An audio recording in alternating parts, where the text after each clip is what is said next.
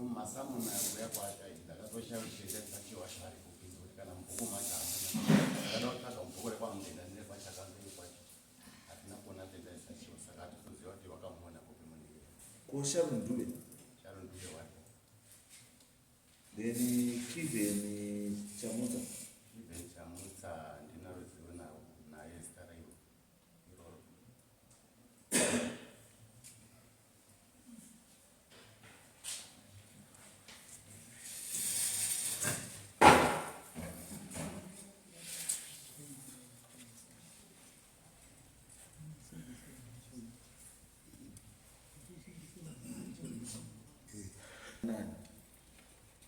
Engari between Edith and Elizabeth.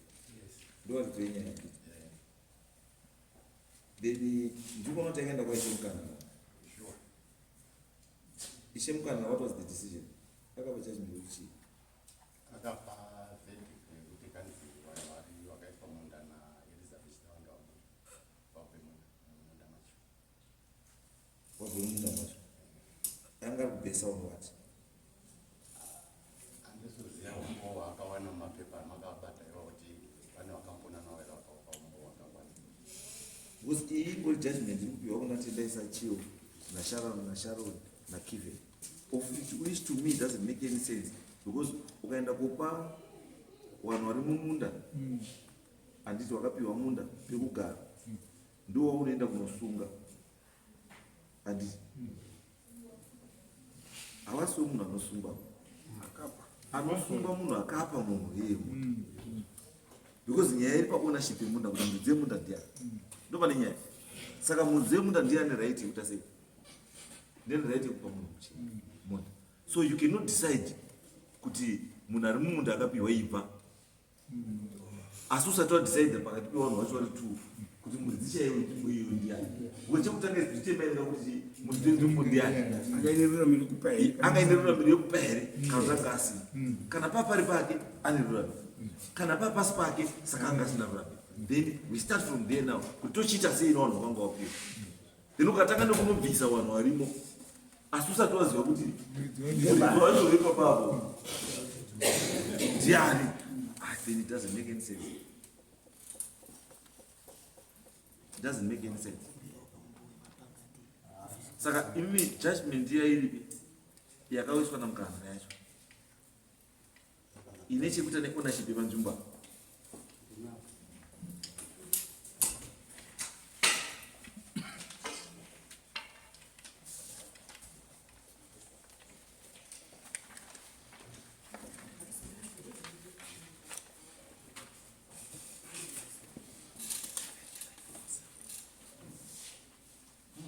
dzakafanana kanizandisa ndiri kuda judgment yekuti nzvimbo iyo imbori yani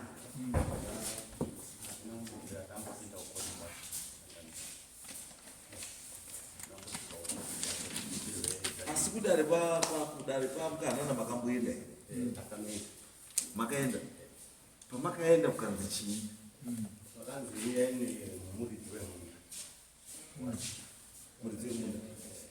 muridzi wemunda ndiye muridzi wemunda then how then did they give a decision iye muridzi wemunda pasi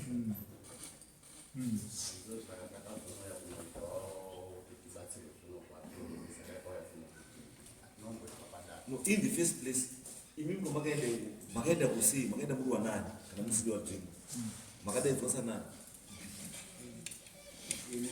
ini ndakadedzwa ndozi ndatengesa ndakaenda ndikudzipigichida watengesa munda waitatu kuna vanhu vatatu ndakaenda ndanoenda unowaziya ndichiteera samoni yakanga yauya ndichinovaudza kuti inini handina kutengesa munda muridzi ndeamai saka umbo hwese hwenyaya yemunda nevanogara maimo wapenyu vanogona kutaura nezvevanhu vakaiswa munda imomo nevakaiswa imomo nemazita avo ndokuchinditi kana zvakadaro chiti mainga ouye wozotaura mashure mama ndokuchibvunza masamoni vakabvunza vakandiudzira futi semoni rimwe chete kuti bhingi wasunga nekutengesa nyaya yamai takauya namai wavo asi pakutara vacho vana kunza futi samoni nekusunga mai vangu saka masamoni vakazonza vana chamusa nauri akatobva atomboya vaenda achisa kuna safuti chakamberi asi kushambo wakasungwa nesemunyaya yandakanzi uya namai wako asi zvinezvi wanaonza samuel kuna mai saka ndoenda sei kukoti iye mai wacho vasina kupiwa samuel ndipo koti vakabva ungoenda ikoko kwakudisenda nyaya dzavo vakazongona masamuel autoya utonzi hamuna kuuya kukoti takutokutorera iminda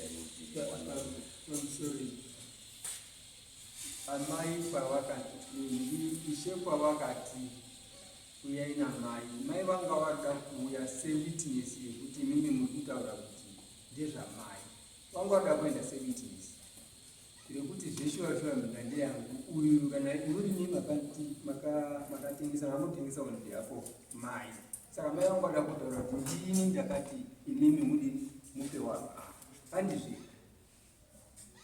mai vangu vada kutsigira kuti imimi ndivo vakatuma imimi kuti mutengesere apa. aiwa ini hanototuma namai ndakatoitwa namai vega ititori kuharara inini wakazotoya vamwe vanhu vacho vakazotoya ndai27 kwasapo asi zvekuti matransaction kuti vanhu vai hama dzakazvachitora kuti namai zvisatisi asi zvazvisineika izvo makanga manzi naishe iyai namai makatadza nekungoenda namai wacho. No, but in English, in the first place, the court aid in the fact you cannot force Munasna yako in court. Because right now, I can't default a court. And Saka could default a court, what effect does it have on the outcome of the court case? Because kusawaya court kuno chinji pane zvakaitwa kupiwa nekugara kwanu hazvichindi anything good house wake.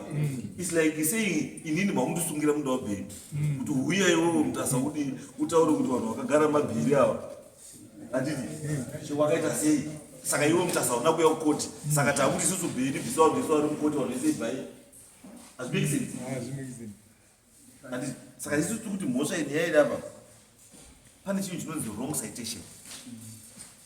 Wrong citation tiri kuti chii madaidza munhu asiyeba munhu amadaidza handiye anofanira kunge anomirira chii nyaya iyo because according to this handiti kana wakati kwamukana wakaendesa samunhu rakati bigi versus ani Eden whatever kuti samunhu rakaenda kwamukana ranga rakati bigi versus ani Eden handiti ndobva bigi asvika kwamukana ndobva aiwa handini bamudzi wemunda wakuta sei waunofunga vanhu vakapiwa handini ndakatopiwa asi akapa muridzi wacho ndimai wangu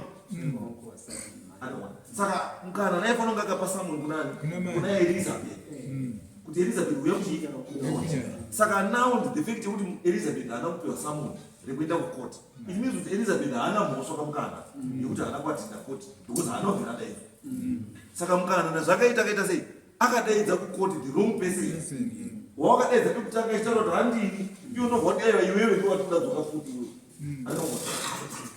saka nyaya yapa ndechi ndiye wrong citation and kuti uprove kuti wrong citation zvatiri kutaura inyaya ichi is because someone raazoya kumangana kuno the same Eden akati Eden versus bigi kwamukana kunoku hazoya aritichi ariti Eden versus Elizabeth muona zvinotaura kuti the fact yekuti azoti Eden kunoku versus Elizabeth it means kuti rakaenda kwamukana rachiti richiti Eden versus bigi harisina basa because munhu angari kudiwa kwamukana ndiElizabeth asi mukana haana kudaidza Elizabeth akadaidza bigi inobva handiuiko because nyaya yemudaidza yaisiriya saka etilo bigi haana mhosva yainayo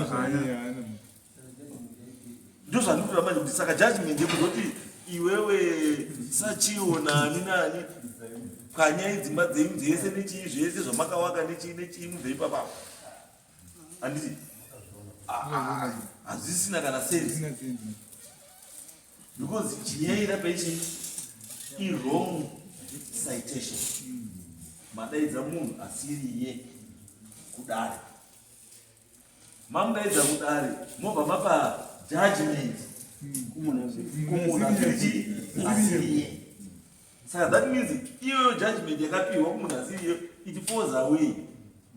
It becomes now and void. Saka idi ndaifanira kutanga uya kumunhasi kunyoresa kwakaita kuti Edith versus Elizabeth. Kuti nyaya yake manje between iye Edith naElizabeth chaiye muridzi wacho iti akapa wanhu chiland. Ndo pataifanira kutanga nyaya yacho. Nhasi. Not izvi zvese. Ende chimwe chinhu chirapa futa. Headman kana yanyaya yeeviction. You give a judgment. Then that judgment is used to apply for an eviction order. Then kana waita application for an eviction order once granted. And it yangograndwa mapepa iwawo akuenda pamessenger of court.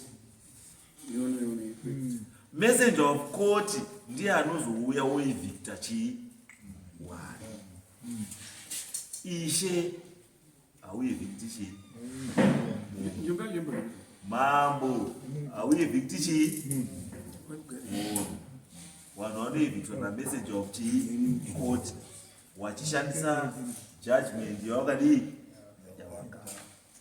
Asi kuti paitwe eviction panoitwa application for eviction order. Then the application inoitwa sei? The order is granted. Kana order yagrandwa messenger of court ouya akutobhadharwa. Ouya wopa vanhu mazuva 7 days to market. Failure yekuita izvozvo ndipo munozoona magrinda akuuya akudestroya dzimba akuita sei. Vanogara kuseriya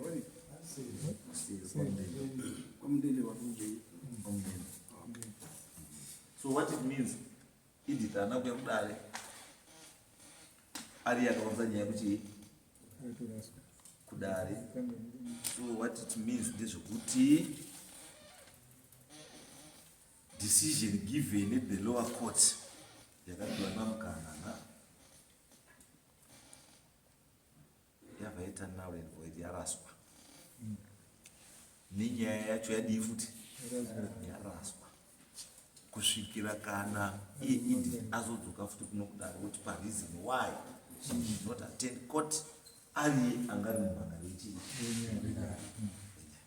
Saka vanasachiwo nanani wese wangwanzwa panya wataurire kuti hanzi stay put until further notice. Ngaugare pamba pawo until further notice. And